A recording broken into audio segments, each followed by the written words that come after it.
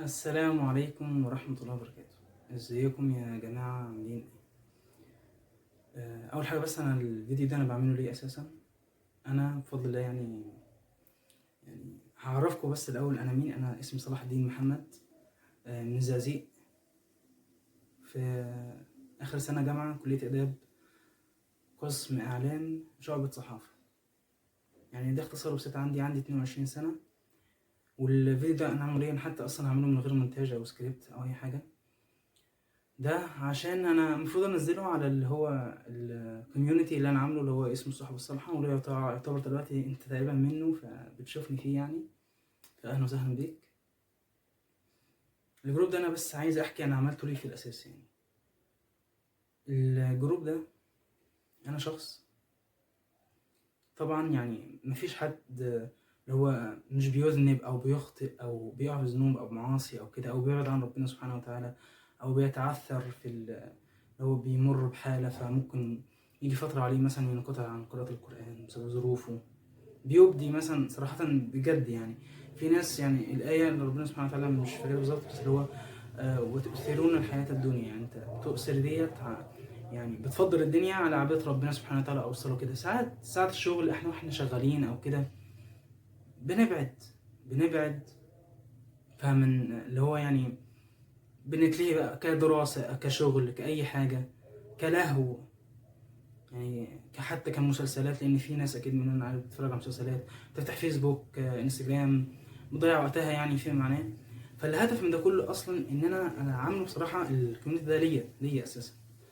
يعني الهدف ان هو ليا ازاي؟ انا محتاج صحبه صالحه، وكلنا محتاجين صحبه صالحه. كتير من المشايخ والناس المحترمه اللي بتدعو للاسلام يقول لك عشان تثبت في الدين، او عشان يعني تلاقي حد حواليك ويشدك ويقويك ويعينك على اللي انت، على الدين والصلاة والعبادة والقرب من ربنا والشغل والحركة، وعدم انت تكون متوحد وقاعد لوحدك مش بتتكلم مع حد، بتتكسف تتحرج، تقول الحق مثلا او تؤمر بالمعروف او تنهى عن المنكر. يعني المفروض ان انت يعني تتحرك وتكون شديد في الحق وكده. وبرضه باختصار عشان مش اطول عليكم، يعني ده اللي انا عامله، فعامله ليا انا عشان الاقي ناس حواليا، عشان لا قدر الله انا سهيت عن صلاه الاقي حد بيجي يقول لي تعالى نروح نصلي. ما بقراش قران، حد يتابعني يقول لي انت مش تقرا ليه يا صلاح بقالك كتير ما جيتش الجامع. وده اكيد بيحصل مع ناس كتير جدا. نسأل عليك. انا بفضل الله يعني فتره كنت مثلا مش رحت صليت في جامع، مجرد بس انا رحت صليت في جامع تاني، فلقيت في حد بيطمن عليا بيقول لي انت ما جيتش ليه النهارده وكده. فهو ده هدف الصحبه اساسا. يمكن هو اصلا مش يعرفني بحاجه شخصيه او كده، هو ساكن معايا يعني قريب كده، بس انا مش عارفه حاجه شخصيه، بس سأل عليا عشان ما جيتش. والناس حتى الكبار في السن لو حد اكيد مر بيكوا في الموضوع ده يقول لك انت ما صليتش ليه او ما جيتش ليه، ايه الاخبار، ايه احوالك وكده. وحصل الله معايا في جامع اخر لما غبت فتره طويله وكده.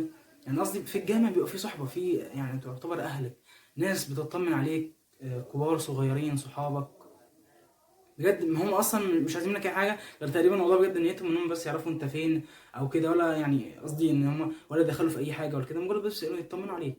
فاهم؟ ده اللي انا عايز اوصله لك، ان انت يعني كصاحب صالحه.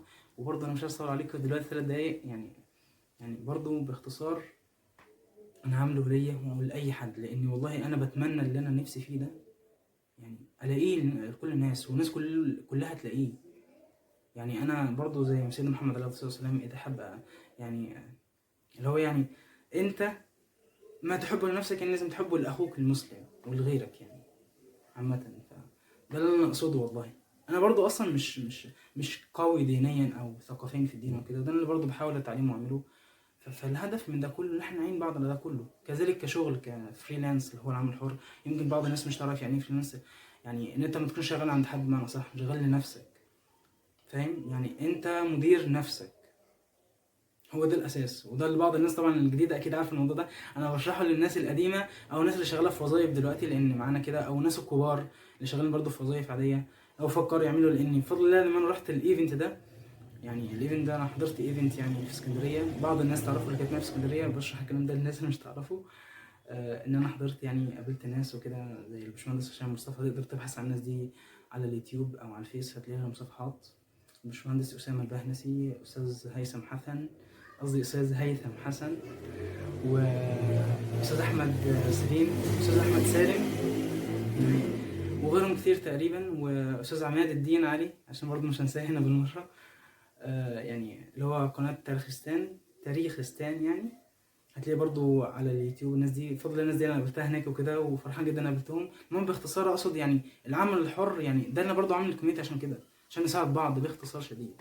نساعد بعض وندي الثقافة في الموضوع ده والمعلومة في الموضوع ده، لان معظم اهلي والابهات او كده للشباب اللي زينا مش فكرهم اللي هو دايما بالوظيفة، وان ده انا شغال 8 ساعات لمدة 20 سنة وبعدين تيجي تقعد او تطلع على المعاش، تتجوز تخلف. يعني مش بيفكروا في ان هم مثلا يعني يعملوا شركات او ينجحوا او كده. ده بعض الناس الكبار اللي ممكن برضو يعني مع كل احترام ليهم والله، هم يعني فكرهم كده، يعني هم المعلومات اللي عندهم عن الحياة او كده هم مروا بكده فعايزين تبقى كده.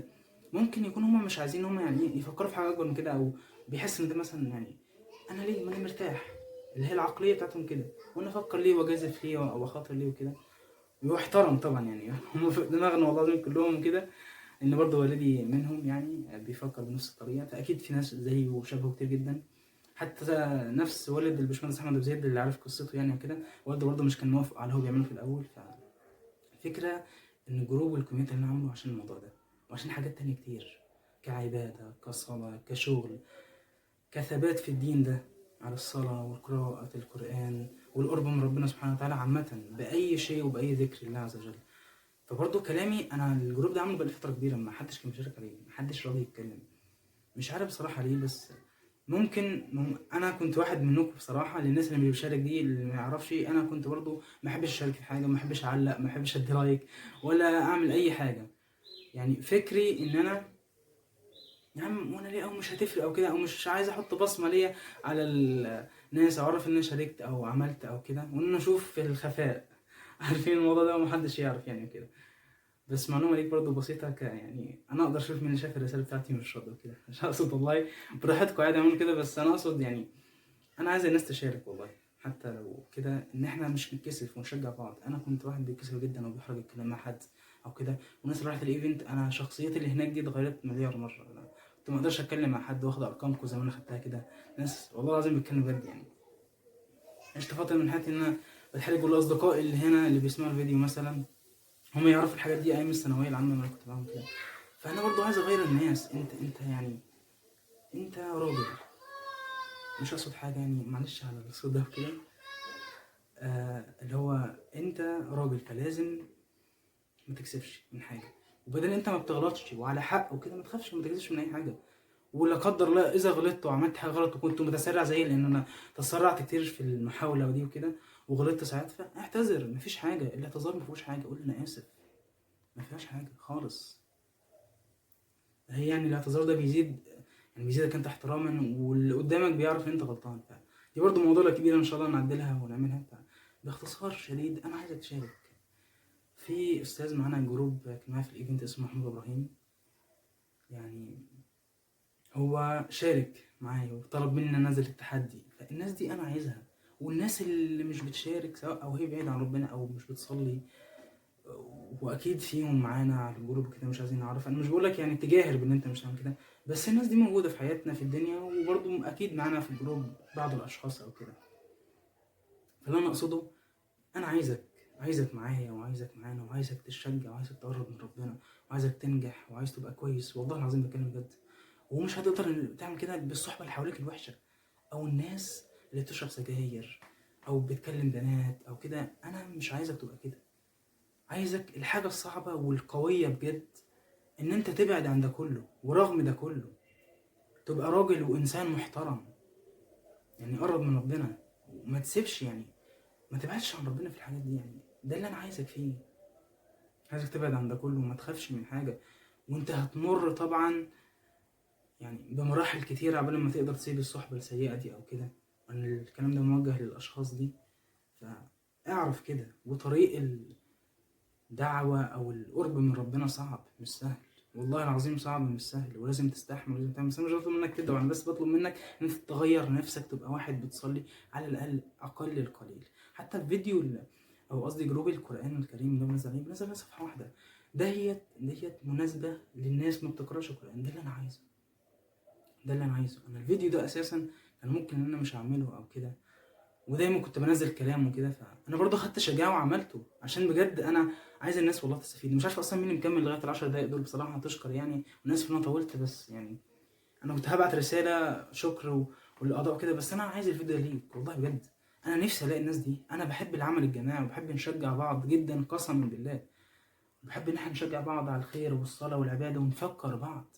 وانا مش لوحدي في الجروب ده، انا عايز الناس اللي بتصوم او بتعمل اي عباده في الدنيا، اللي مثلا اللي بيصوم يوم ويوم، اللي بيصوم اثنين وخميس، اللي بيصوم 13 14 15، اللي بيتصدق او كده، الناس دي مش عايزك تقول انت بتعمل كده يعني عشان برضو مش تحس بالنفاق او كده، بس ان شاء الله مش فيها نفاق، بس عايزك تشارك ده مع الجروب، تفكر الناس بالزكاه، بالصدقه، بالكلمه الحسنه. مثلا حصل لك موقف تشاركه معانا، مفيش مشكله، نتعلم منه افاده. يعني انا عايزك تعمل كده، عايزك تستفيد وتفيد والله العظيم كعلم او كده. وانا اصلا ماشي في تحديات بفضل الله. انا فرحت جدا بمشاركتك يا محمود والله العظيم، لما انت تشوف الفيديو ده مكمل لغايه دلوقتي، والله انا فرحان جدا وشكرا جدا ليك. ويا رب الناس التانية او يا جماعه تعملوا زيه بجد والله. يعني انا محتاج الناس دي، مش عايزك تتكسف، ما تتحرجش والله العظيم بجد. احنا كلنا اخوات، زي بعض، فما تحملش هم وما تقلقش، ومفيش حد هيزعق لك او هيعمل لك، والله العظيم انا على ان كل الناس اللي في الجروب دي ظن فيها ظن خير، وانهم محترمين ومؤدبين، وباذن الله يعني هنلتمس لبعضنا اعذار اذا اخطانا او غلطنا او حاجه، فاتكلم على طبيعتك وكن على طبيعتك وما تقلقش. وهي البدايه بخطوه، والله العظيم انت لما بداتش تتكلم او كده، لان اكيد في ناس هناك زيي مش عايزه تشارك ولا تتكلم او حتى تعلق بايموجي، بس انت مش عايز تكتب، طب علق بحاجه على الصوره ولا كده، اي مشاركه. والله مش عشان انا مش باخد فلوس، خلي بالك على التعليقات دي او على الجروب ما تتكلم كتير، عشان بس تعرف والله الواتس مش باخد عليه فلوس او كده، والله عشان تفتكر ان انا هستفيد او حاجه والله، لكن انا عايزك تشجع وتشارك وتساعدني بصراحه. يعني انا مش هكون دايما موجود بصراحه على الجروب كده، بس والله على قد ما اقدر. فانا عايز وانا مش موجود الاقي ناس بترد، يعني قدر حد سال سؤال وكده انت رد عليه لو انت موجود او تعرف الاجابه. يعني يا جماعه احنا عايزين نساعد بعض كلنا ونكون يعتبر الله ايد واحده بجد. وبس كده تقريبا، انا مفيش حاجه هقولها تاني كده. يعني انا اسف ان انا طولت عليك والله، بقالي 12 دقيقه بتكلم، بعتذر جدا على الاطاله. ولو اللي كمل هنا والله العظيم يعني شكرا جدا ليك يعني، وبوسه اهي فوق دماغك يعني، والله العظيم بجد. يعني ربنا يصلح حالك ويجزيك خير. واتمنى منكم تشاركوا كلكم، وحتى الناس اللي مش شارك ينوبك سوا بتشجع وشارك والله عشان نفسك، ومش فيها حاجه، ما تتكسفش يا سيدي، طب علق بايموجي اي حاجه ومحدش هيعرفك، ما تقلقش والله كلنا كده، واللي انا عرفته كلنا كده وزي بعض، ومفيش حاجه غير بقى الناس الشجاعه اللي بتحاول تعمل كده وما تكسفش ولا تخاف. انا ساعات برضه بمر بمراحل، بس لازم تجاهد نفسك، تبقى حاجه تانية، تبقى حاجه كويسه وكده، وان شاء الله هنشارك ده في الجروب، والناس كذلك يعني، الناس تشارك يعني ايه عاده، يعني ايه تكون عاده. وانا باذن الله هشارك باللي اقدر عليه والله بجد يعني، باذن الله وعد برضه يعني قدام ربنا على قد ما اقدر، عشان برضه لو مش نزلت او مش قلت لحد تلتمسوا لي العذر يعني، لان والله ورايا كذا حاجه تانية بعملها، فيعني التمسوا لي الاعذار يعني، وقدروا الموضوع ده.